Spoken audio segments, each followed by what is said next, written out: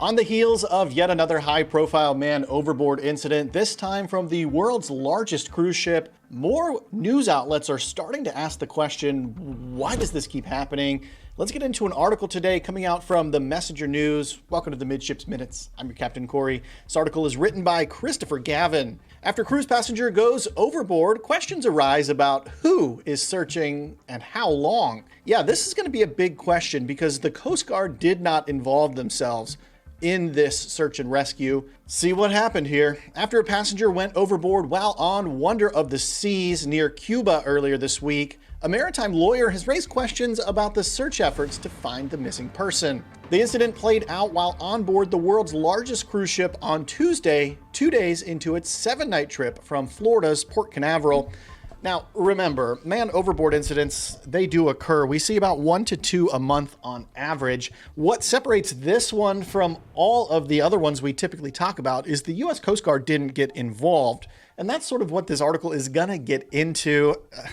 Let's talk about it. According to Click Orlando, a spokesperson for Royal Caribbean said the ship's crew immediately launched search and rescue operations, and they're working closely with the local authorities, I guess, in regards to this missing persons incident. But Jim Walker, a Florida-based maritime attorney who authors the blog cruiselawnews.com, has questioned whether Cuban authorities are properly equipped to even handle the search effort after U.S. Coast Guard officials told Click Orlando they're not involved at all with this operation. Walker, who often represents passengers and crew members who are injured or assaulted while on board cruise ships, wrote in a post on Wednesday he's never heard of Royal Caribbean or any other cruise line working with Cuba to locate a cruise guest missing from a US-based ship, saying it's highly unlikely, in my opinion, that Cuba will devote any of its limited Coast Guard efforts or resources to search for a US cruise passenger. And yeah, this is something that, well, I thought it was pertinent to talk about. This is a US-based ship. It's based out of Port Canaveral here in Florida. And when someone goes overboard, you would like to think that the U.S. Coast Guard would involve themselves. And it gets even trickier when Jim Walker questions what kind of resources Cuba would even have to rescue a person based on a U.S. cruise here. Jim says it's unknown whether the Cuban Coast Guard, known as Tropas Guarda Fronteras, has access to any C-130 aircraft, which those are the large planes that are frequently used in search and rescue from the Coast Guard. Passengers on board the ship said on social media the vessel stopped for several hours to search for the missing individual, but then they left the area. Now, the reason they left the area so quickly is they had another medical emergency on board. A lot of times when you see stories like this, context is pretty important, and it's a thing that we've lost as a society, is context around our outrage. But I just want to add that in case you're here and you're like, well, that's why the ship left the area. The captain had to make an impossible judgment, an impossible decision between searching for someone who's not on board the ship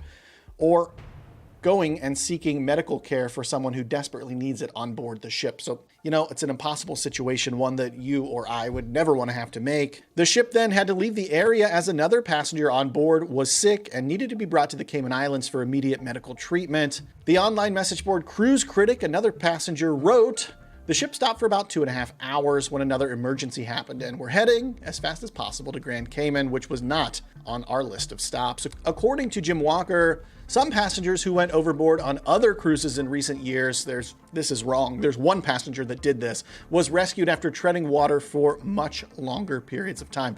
You remember last year, there was a gentleman who went overboard from a Carnival cruise. I forget the ship and I forget his name. Here it is. In November, for instance, a 28-year-old man fell off the Carnival Valor and was rescued at the mouth of the Mississippi River. He was stranded for over 20 hours. Wow, 20 hours, that's a long time. It seems outrageous, and if it's true that the crew of Wonder of the Seas searched for less than 3 hours and then left their guest in the water at night, knowing the Coast Guard would not be dispatching cutters or helicopters to continue the search, yeah, that's a little outrageous. Royal Caribbean did not immediately respond to request for comment from the messenger on Friday. So what do you think, given light of this new information that the Coast Guard was not involved and we were relying completely on the Cuban Coast Guard, a country that historically is not all that friendly to the United States, to conduct this search and rescue? Let me know your thoughts in the comments down below. This is where you chime in on the Midships Minutes. If you want to hear more cruise news, make sure you get subscribed. The next episode drops in 2 hours' time. We'll see you then.